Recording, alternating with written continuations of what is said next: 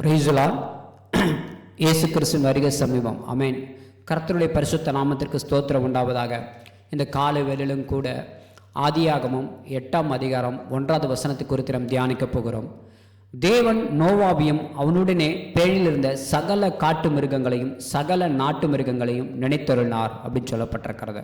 இந்த காலை வேளையிலும் கூட தேவன் நம்மை நினைத்தருளினார் என்ற வார்த்தை குறித்து நாம் தியானிக்க போகிறோம். ஹல்லேலூயா. தேவன் நம்ம அழைத்தவர் ஒரு நாளும் கைவிடுகிற தேவன் அல்ல. ஹல்லேலூயா. நாள் ஒன்று வரும்போது நம்மை அவர் நினைக்கிற தேவனாயிருக்கிறார். ஹல்லேலூயா. அவர் செய்ய போகிற காரியங்களை குறித்து, இந்த உலகத்தில் நடப்பிக்க போகிற காரியங்களை குறித்து நமக்கு பாதுகாப்பை கொடுக்க வேண்டும் என்று அவர் நம்மை நினைத்து நம்ம எப்படிப்பட்டவங்களாக இருக்க வேண்டும். அதாவது இந்த கொள்ளை நோய் வரும்போது, ஒரு வெள்ளம் வரும்போது, ஒரு பாடுகள் வரும்போது, ஒரு பிரச்சனைகள் வரும்போது நீங்கள் எப்படிப்பட்டவங்களாக இருக்க வேண்டும் என்று அவர் நமக்கு கற்றுக் கொடுக்கிற தேவனாய் இருக்கிறார். ஹல்லேலூயா. முன்குறித்து அநேக தீர்க்க தரிசனமான சில காரியங்களை அவர் அறிவிக்கிறவராய் இருக்கிறார். ஹல்லேலூயா. இப்போது கூட இந்த சூழ்நிலையிலும் கூட ஆதியாகமம் 6ஆம் அதிகாரத்தில் இந்த உலகத்தில் இருக்கிற ஜனங்கள் என்ன பண்ணுறாங்க? பாவம் செய்து கொண்டு இருக்கிறாங்க, அக்கிரமங்கள் அநீதிகள் செய்து கொண்டு இருக்கிறாங்க. ஹல்லேலூயா. கர்த்தருக்கு பிரியமில்லாத அருவருப்பான காரியங்களை செய்து கொண்டு இருக்கிறாங்க. அதில் மனிதனை உண்டாக்குவதற்காக கர்த்தர் மனஸ்தாபப்பட்டார்னு சொல்லப்பட்டிருக்கிறது.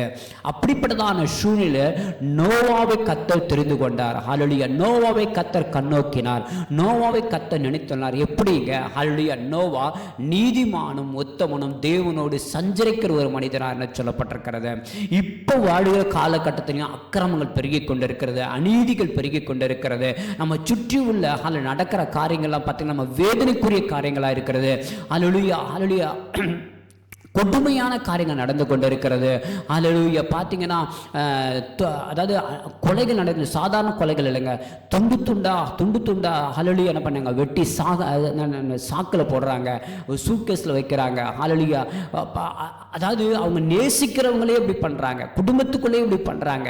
இப்படிப்பட்டதான காரியங்கள், விபச்சாரம், வேசித்தனம், குடிப்பழக்கம், போதை வஸ்திரம், களியாட்டம், இப்படிப்பட்டதான பலவிதமான காரியங்கள் கலாத்தியர் 5ஆம் அதிகாரத்தில் சொல்லப்பட்டது கர்த்தர் அருவருக்கிற காரியங்கள் அப்படின்னு சொல்லிட்டு. ஹல்லேலூயா. அப்படிப்பட்டதான சூழ்நிலை நாம எப்படிப்பட்டவங்களா இருக்கிறோம்? நோவா நீதிமானும் உத்தமனும் தேவனோடு சஞ்சரிக்கிறவராக இருந்தார். அதில் நீங்களும் நானும் கர்த்தருக்கு எப்படிப்பட்ட ஒரு ஜனங்களா இந்த உலகத்தில் வாழ்ந்து எப்படிப்பட்டதான காரியங்களை செய்து கொண்டு இருக்கிறோம் நம்ம பார்க்கணும். ஹல்லேலூயா.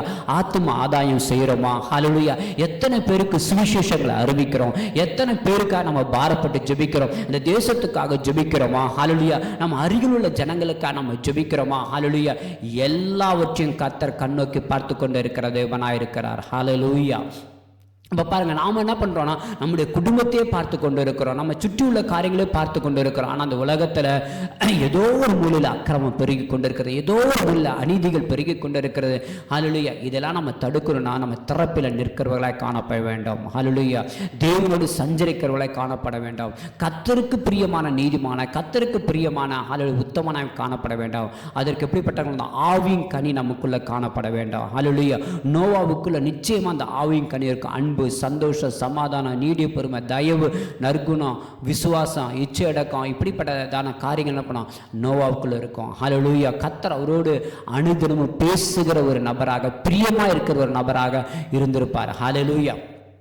பாருங்க, அப்படி இருக்கிற பட்சத்தில் கர்த்தர் என்ன பண்ணார்னா, அந்த பாவம் பெருகி கொண்டிருக்கிற பட்சத்தில், நோவா வாழ்ந்த காலத்தில் பாவம் பெருகி கொண்டிருக்கிற பட்சத்தில் அந்த ஜனங்களை அழிக்கும்படியாக அவர் நினைத்தார். ஹல்லேலூயா. அது நிமித்தமல்ல, மனிதனை உண்டாக்குனதுக்காக அவர் மனஸ்தாபப்பட்டார். ஹல்லேலூயா.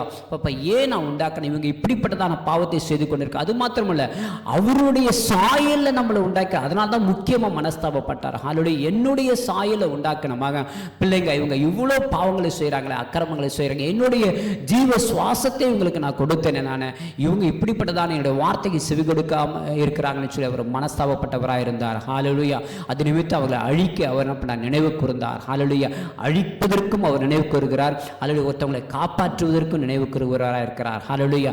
ஒரு பக்கம் இந்த பக்கம் அழிக்க என்ன பண்ண நினைத்தார், இந்த பக்கம் நோவாவை அதில் காப்பாற்ற வேண்டும். ஹல்லேலூயா. அதே போல தான் அந்த உலகத்தில் நம்ம என்ன பண்ண, பரிசுத்தமாக வாழ வேண்டும்.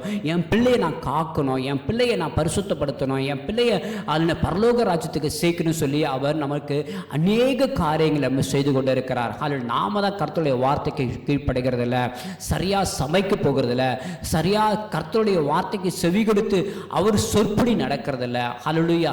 அவருடைய திட்டத்தின்படி ஜீவிக்கிறதில்ல. அதில் நமக்குன்னு ஒரு திட்டம் வச்சிருக்கிறோம், நமக்குன்னு ஒரு செயல் வச்சிருக்கிறோம், நமக்குன்னு ஒரு எண்ணங்கள் வச்சிருக்கோம். அதன்படி தான் நம்ம அந்த உலகத்தை நம்ம போய்கொண்டிருக்கோம். அதனால தான் அந்த உலகத்தில் நமக்கு பாடுகள், பிரச்சனைகள், போராட்டங்கள் பெருகி கொண்டு இருக்கிறது. ஆனாலும் கூட நோவாவை பாருங்க, அப்படி இல்லைங்க. ஹல்லேலூயா. இந்த உலகத்தில் ஒரு அழிவு வருவதற்கு முன்பாகவே நோவாவுக்கு என்ன பண்ணார் கர்த்தர்? ஹல்லேலூயா. நீ எப்படி தப்புவிக்கப்பட வேண்டும் என்று கர்த்தர் ஹல்லேலூயா அவருக்கு சொல்லுகிறவராக இருக்கிறார். ஹல்லேலூயா. ஒரு பேழையை உண்டு பண்ணணும், அதனுடைய அகலம் இவ்வளோ முளை இருக்கணும், அதனுடைய நீளம் இவ்வளோ முளை இருக்கணும். ஹல்லேலூயா. அப்படி சொல்லிட்டு அதில் மேல், அதாவது கிரவுண்ட் ஃப்ளோர், ஃபர்ஸ்ட் ஃப்ளோர், இப்படின்னு கர்த்தர் அதோடைய திட்டத்தை சொல்லுகிறார். பேழையுடைய திட்டத்தை கர்த்தர் சொல்லுகிறார். அது மாத்திரம் இல்லை, நீயும் உன்னுடைய குடும்பத்தார், உன்னுடைய மகன், மருமகள், உன்னுடைய மனைவி எல்லாம் பண்ண அந்த பேழைக்குள்ளே போயிடணும், ஆகாரத்தை எல்லாம் கொண்டு போயிடணும். அது மாத்திரம் இல்லை, பறவைகள், சகல காட்டு மிருகங்கள், சகல நாட்டு மிருகங்களையும் என்ன பண்ணணும், அவனை கொண்டு போகணும். ஹல்லேலூயா. அப்படின்னு சொல்லிட்டு அதில் கர்த்தர் ஆதியாகமம் 6ஆம் அதிகாரத்தில் 18, 19 மிருக ஜீவங்களை குறித்து சொல்கிறார். அது மாத்திரம் இல்லை, 7ஆம் அதிகாரத்தில், ஆதியாகமம் 7ஆம் அதிகாரத்தில் 2வது வசனம் 3வது வசனத்திலையும் கர்த்தர் என்ன பண்ணுறார் சொல்கிறார். ஹல்லேலூயா. இப்படியா என்ன பண்ணணும், பேழைக்குள்ளே கொண்டு போக வேண்டும் என்ற. ஹல்லேலூயா. இந்த உலகத்திலும் கூட நாம தப்புவிக்கப்படுவதற்காக கர்த்தர் வார்த்தையை கர்த்தர் நமக்கு கொடுத்திருக்கிறார். அந்த வார்த்தையின்படி நம்ம நடக்கணும். ஹல்லேலூயா. அதில் அந்த சொற்படி நடக்கணும் என்று கர்த்தர் அநேக நேரங்களில், அநேக சூழ்நிலைகளில் நம்மோடு பேசுகிறவராக இருக்கிறார். நாம மாத்திரம்தான் சூழ்நிலையை பார்க்குறோம். ஆனால் இந்த நேரத்தில் கூட நோவா சூழ்நிலையை பார்க்கலங்க. கர்த்தர் என்ன சொல்லுகிறாரோ அந்த வார்த்தையின்படி அவர் செய்தார். ஹல்லேலூயா. ஐயோ, இந்த உலகத்தை அழிக்க போறாரு அப்படின்றலாம் நினைக்கல. உலகத்தை அழிக்கிறது நிமித்தம், உலகத்தை அழித்தாலும் நம்மை கர்த்தர் காக்க போகிறார் என்ற மன உறுதியோடு இருந்தார். ஏன்னா அவர் அந்த அளவுக்கு கர்த்தரோடு பேசுகிற ஒரு மனிதனாய் காணப்பட்டார். ஹல்லேலூயா. இப்போ பாருங்க, அவருங்க எல்லாம் பண்ணாங்க, கப்பலுக்குள்ளே போயிட்டாங்க. கர்த்தர் கதவை அடைத்தார். அதற்கு பிறகு பார்த்தீங்க 7 நாள் பிறகு என்ன பண்ணுறது, நோவாவுக்கு 600 வருஷம், 600வது வயது இருக்கும்போது, 600வது வயது இருக்கும்போது 2ஆம் மாதம் 17ஆம் தேதியில் என்ன பண்ணது, மகா ஆழத்தின் ஊற்று கண்கள் எல்லாம் பிளந்தன, வானத்தின் மதகுகள் திறவுண்டது. ஹல்லேலூயா. மகா ஆழத்தின் கண்கள்லாம் ஹல்லேலூயா ஊற்றுக்கெல்லாம் திறந்ததுன்னு சொல்லிட்டு, ஹல்லேலூயா மதகுகள்லாம் திறவுண்டதுன்னு சொல்லப்பட்டிருக்கிறது. மழை பெய்ய ஆரம்பித்தது. 40 நாட்கள் மழை பெய்ததுங்க. 40 நாள். ஹல்லேலூயா. அப்போ பாருங்க, இங்கே சென்னையிலையும் சரி, தமிழ்நாட்டிலையும் சரி, எங்குமே ஒரு 3 நாள் மழை பெஞ்சாவே அவ்வளோதான், அந்த ஊராகட்டும், அந்த பட்டணமாகட்டும் என்ன பண்ணோம், அழிவுக்குள்ளே காணப்படும். எத்தனையோ ஜனங்களுடைய வீடுகள் ஹல்லேலூயா சூறையாடப்படும். ஹல்லேலூயா. அவங்க என்ன பண்ணாங்க, நடு தெருவுக்கு அவ்வளோதான் வந்துடுறாங்க, எல்லாமே தண்ணியில் அடிச்சுட்டு போயிருங்க. ஹல்லேலூயா. இப்படி பல காரியங்கள் நம்முடைய தேசத்தில் நடந்திருக்கிறது, இந்த உலகத்தில் நடந்திருக்கிறது. ஹல்லேலூயா. சுனாமி வந்து எத்தனையோ பேர் இறந்து போனாங்க பல வருடங்களுக்கு முன்பாக. 2015 ஹல்லேலூயா. சரி, ஹல்லேலூயா. இப்போ மழைனாலும் கூட ஹல்லேலூயா, இந்த சென்னையிலையும் சரி, திருநெல்வேலி, தூத்துக்குடி, இப்படி பாருங்கள் மழை ஒரு 3 நாள், 1 வாரம் அதெல்லாம் வந்து தாங்க முடியாது. 1 வாரம் தான் அவ்வளோதான் முடிஞ்சிச்சு. ஹல்லேலூயா. 3 நாளே தாங்க முடியல. இப்போ 40 நாள்லாம் எப்படி இருக்கும் பாருங்கள். ஆனாலும் கூட கர்த்தர் நோவாவையும் குடும்பத்தையும் சகல காட்டு மிருகங்களையும் சகல நாட்டு மிருகங்கள் கர்த்தர் நினைத்து அதை காக்கும்படியாக வைத்தார். அது மாத்திரமல்ல, கிட்டத்தட்ட நோவா அந்த பேழைக்குள்ளே எத்தனை நாட்கள் இருந்தால், கிட்டத்தட்ட 1 வருட காலங்கள் இருக்கிறார். 40 நாள் மழை, அதுக்கப்புறம் தண்ணீர் வற்றி போகணும் இல்லையா, அதற்கு காத்திருக்கிறார். ஹல்லேலூயா. பாருங்க, ஆதியாகமம் 8ஆம் அதிகாரத்தில் 13வது வசனம், அவனுக்கு 600 வயதாகும் வருஷத்தில், 601 வயதாகும் பட்சத்தில் முதல் மாதம் முதல் தேதியிலே பூமியின் மேல் இருந்த ஜலம் வற்றி போயிற்று. நோவா பேடையின் மேல் தட்டை எடுத்து பார்த்தான், பூமியின் மேல் ஜலம் இல்லாதிருந்தது. 2ஆம் மாதம் 27ஆம் தேதியில பூமி காய்ந்திருந்தது அப்படின்னு சொல்லப்பட்டிருக்கிறது. ஹல்லேலூயா. பாருங்க, இங்கே வந்து 600 வயதில் அவர் உள்ளே போகிறார். 600ஆம் வயதில். இங்கே வந்து பார்த்திங்க அப்படின்னா 601 வயது. அப்போ பாருங்கள், கிட்டத்தட்ட அவர் அந்த 1 வருட காலங்கள் அந்த பேழைக்குள்ளே இருக்கிறார்.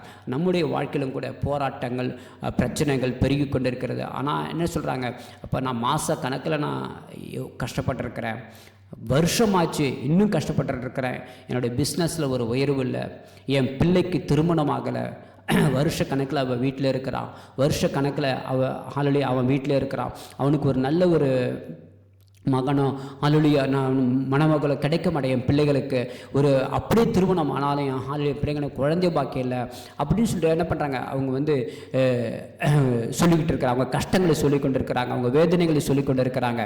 ஆனாலும் கூட கர்த்தர் ஒரு நாள் ஒன்று வரும்போது நினைத்தருள தேவனாக இருக்கிறார். ஹல்லேலூயா. எப்படி இவர்களை ஹல்லேலூயா கர்த்தர் நினைத்தாரோ ஹல்லேலூயா பார்த்தாரு. ரொம்ப நாளாக நோவா வந்து என்ன பண்ண கஷ்டப்பட்டு கொண்டு இருக்கிறார் சொல்லிட்டு என்ன பண்ண கர்த்தர் மேல் காற்றை வீச பண்ணி அதில் தண்ணீரை அமர பண்ணி என்ன பண்ணார், ஹல்லேலூயா சிறிது நாட்கள் பிறகு என்ன பண்ணார், அதை காய வைத்த பிறகு வட்டாந்தரையாக ஆக்கினார் சொல்லப்பட்டிருக்கிறது. ஹல்லேலூயா. திரும்பமாக ஹல்லேலூயா குறிக்கப்பட்ட நாளில் கர்த்தர் குறிக்கப்பட்ட நாட்களில் அவங்க என்ன பண்ணாங்க, வெளியில் வந்தாங்க. ஹல்லேலூயா. அதே போல தாங்க நமக்கும் கர்த்தர் நாட்களை குறித்து வைத்திருக்கிறார். அந்த நாட்கள் வரும்போது நிச்சயமாக கர்த்தர் நம்ம நினைவு கூறுவார். அது வரைக்கும் தேவனோடு சஞ்சரிக்கிற ஒரு பிள்ளைகளாய் காணப்பட வேண்டும். நீதிமானும் உத்தமனும் தேவனோடு அல்லது பேசுகிறவர்களாய் காணப்பட வேண்டும். அப்படி சொற்படி நடக்கிறவர்களாய் காணப்பட வேண்டும். நம்மளுடைய கஷ்டங்களை நம்முடைய வேதனைகளை நம்ம சொல்லிக் கொண்டு இருக்கிறோம். ஆனால் நிச்சயமா கர்த்தர் ஒரு நாள் நம்மளை விடுவிப்பார். நிச்சயமா கர்த்தர் நமக்கு ஒரு சந்தோஷத்தை கொடுப்பார். நிச்சயமா கர்த்தர் நமக்கு ஒரு சமாதானத்தை கொடுப்பார் சொல்லி அப்படிப்பட்டதான ஒரு விசுவாச வார்த்தைகளை அறிக்கையிடுகிறவர்களாய் நம்ம காணப்பட வேண்டும். ஹல்லேலூயா. அப்படி இருக்கிற பட்சத்தில் கர்த்தர் ஒரு நாள் நம்மளை கைவிட மாட்டார். ஹல்லேலூயா. நம்ம இந்த நாள் கூட நம்ம நினைக்கிற தேவனாய் இருக்கிறார், நம்ம நினைவு கூறுகிற தேவனாய் இருக்கிறார், நம்ம கண்ணோக்கி பார்க்கிற தேவனாய் இருக்கிறார். ஹல்லேலூயா. நீங்கள் கூட பார்த்தீங்கன்னா யாத்ராகமத்தில் பார்த்தீங்கன்னா யாத்ராகமம் 2ஆம் அதிகாரத்தில் 24வது வசனம் 25வது வசனம் பாருங்க. தேவன் அவர்கள் பெருமூச்சை கேட்டு தாம் ஆபிரகாமோடும் ஈசாக்கோடும் யாக்கோபோடும் செய்த உடன்படிக்கை நினைவு கூர்ந்தார். ஹல்லேலூயா. தேவன் இஸ்ரவேல் புத்திரரை கண்ணோக்கினார், தேவன் அவர்களை நினைத்தருளினார் சொல்லப்பட்டிருக்கிறது. ஹல்லேலூயா. இஸ்ரவேல் ஜனங்கள் எகிப்திலிருந்து கூக்குரலிடுறாங்க, அடிமைத்தனத்தில் இருக்கிறாங்க, அவங்களால தாங்க முடியல, அந்த அளவுக்கு அவங்களுக்கு அடிமைத்தனம். ஹல்லேலூயா. ஹல்லேலூயா. இந்த உலகத்திலும் கூட அநேக குடும்பங்கள் பிசாசின் போராட்டம், சண்டை, அல்ல கணவன் குடிப்பழக்கம், மனைவி போட்டு அடிக்கிறாங்க, பிள்ளையை போட்டு அடிக்கிறாங்க. எத்தனை காலகட்டங்கள் நான் இப்படியா இருக்கிறது, என்னுடைய வாழ்க்கையை நான் திருமணம் பண்ணாமே இருந்திருக்கலாமே, எத்தனை காலகட்டம் 20 வருஷம் 15 வருஷம் 25 வருஷம் நான் இப்படியே வாழ்ந்து கொண்டிருக்கேன், எனக்குன்னு ஒரு ஒரு ஒரு நிம்மதியே இல்லை அப்படின்றாங்க. ஹல்லேலூயா. எப்போ பார்த்தாலும் போட்டு என்னை அடிக்கிறது, ஹல்லேலூயா திட்டுறது, இப்படி ஏளனமாக என்னை பேசுறது, என்னை அவமானப்படுத்துறது, என்னை அசிங்கப்படுத்துறது, இப்படியா அவங்க என்ன பண்ணுறாங்க, ஹல்லேலூயா வாழ்ந்து கொண்டு இருக்கிறாங்க. ஆனாலும் கூட கர்த்தர் நினைத்தருடைய தேவனாக இருக்கிறார். இஸ்ரவேல் ஜனங்கள் 400 வருஷம் ஆபிரகாம்கிட்ட சொன்னார், ஹல்லேலூயா அவங்க 400 வருஷம் கஷ்டப்படுவாங்கன்னு சொல்லிட்டு அடிமைத்தனத்தில் இருப்பாங்க. ஹல்லேலூயா. பாருங்க, அதே போல பாருங்க 400 வருஷம் பிறகு அவங்களை கர்த்தர் ஆபிரகாம் சொன்ன வாக்கு தத்தத்தின்படி ஹல்லேலூயா அவங்க நினைத்தருளினார் சொல்லப்பட்டிருக்கு. இஸ்ரவேல் புத்திரரை கண்ணோக்கினார். ஹல்லேலூயா. தேவன் அவங்களே நினைத்தனாய். நம்முடைய வாழ்க்கையிலும் கூட கஷ்டங்கள் பெருகி கொண்டே இருக்காதுங்க, வேதனைகள் பெருகி கொண்டே இருக்காதுங்க. நிச்சயமாய் அவர் அழைத்த தேவன், ஹல்லேலூயா நம்ம தெரிந்து கொண்ட தேவன் ஒரு நாளும் கைவிட மாட்டார். ஹல்லேலூயா. ஹல்லேலூயா. ஆனால் நாம எப்படி வாழணும்னா கர்த்தருக்கு பிரியமாய் வாழணும். ஒரு காலகட்டம் வந்து பார்த்தீங்கன்னா அந்த இடத்துல நோவா கர்த்தரோடு தேவனோடு சஞ்சரித்தார், கர்த்தர் தெரிந்து கொண்டார். இந்த இடத்துல ஹல்லேலூயா ஆபிரகாமுக்கு கொடுத்த உடன்படிக்கை நிமித்தம் கர்த்தர் என்ன பண்றாரு, ஹல்லேலூயா இவங்க வந்து என்ன பண்ணாங்க, கூக்குரல் இட்டது அந்த சொல்ல அந்த வருஷங்கள் வர வரைக்கும் கர்த்தர் அமைதியாக இருந்து பிறகு அவங்க என்ன பண்ணுறாங்க, நினைவு கூறுகிறவராக இருக்கிறார். ஹல்லேலூயா. நம்முடைய வாழ்க்கையிலும் கூட ஹல்லேலூயா நிச்சயமாக ஒரு நாள் என்ன நம்மளை கண்ணோக்கி பார்ப்பார். ஹல்லேலூயா. வேலை இல்லாமல் எத்தனையோ பேர் இருக்கிறாங்க, கஷ்டப்படுறாங்க, வேதனைப்படுறாங்க, கடன் பெருகி கொண்டு இருக்கிறது. ஹல்லேலூயா. அது நிமித்தம் அவங்களுக்கு என்ன பண்ணுறாங்க, அவமானங்கள் பெருகி கொண்டு இருக்கிறது. ஆனாலும் கூட கர்த்தர் அவங்க நினைத்தருளாக இருக்கிறார். வேலையிலும் கூட ப்ரமோஷன் இல்லை, சம்பள உயர்வு இல்லை. ஹல்லேலூயா. அது நிமித்தம் பாடுகள், பிரச்சனைகள். ஹல்லேலூயா. ஆனாலும் கூட கர்த்தர் கைவிடுகிற தேவன் அவர் நினைத்தவனாக இருக்கிறார். ஹல்லேலூயா. அது மாத்திரமல்ல, இன்னொரு முக்கியமான ஒரு காரியம் பாருங்க. 1 சாமுவேல் 1ஆம் அதிகாரத்திலும் கூட ஹல்லேலூயா கர்த்தர் ஹல்லேலூயா அன்னாளை நினைவு கூர்ந்தால் சொல்லப்பட்டிருக்கிறது. ஹல்லேலூயா நினைத்தருளான்னு சொல்லப்பட்டிருக்கு. அன்னாளுக்கு நாளில் குழந்தை பாக்கியம் இல்லை. அது நிமித்தம் அவங்க என்ன பண்ணுறாங்க, ஹல்லேலூயா ஏளனமாக பேசுகிறாங்க அவங்கள. ஹல்லேலூயா. அது நிமித்தம் அவங்க ரொம்ப அழுகுறாங்க, வசனப்படுறாங்க.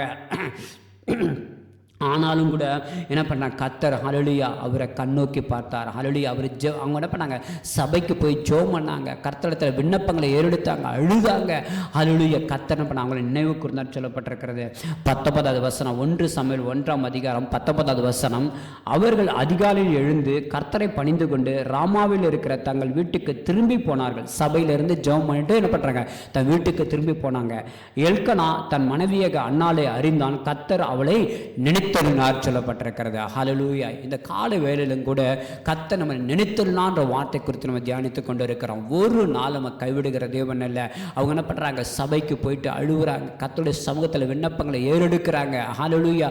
தனக்கு வருகிற அவமானங்கள், தனக்கு வருகிற பிரச்சனைகள், தனக்கு வருகிற எண்ணல்களை கர்த்தர்ட்ட என்ன பண்ணாங்க சொல்லி என்ன பண்ணுறாங்க, வெசனை பண்ணுறாங்க. ஆனாலும் கூட ஹல்லேலூயா கர்த்தர் ஹல்லேலூயா அவங்களை தள்ளி விடுகிற தேவன் அல்ல.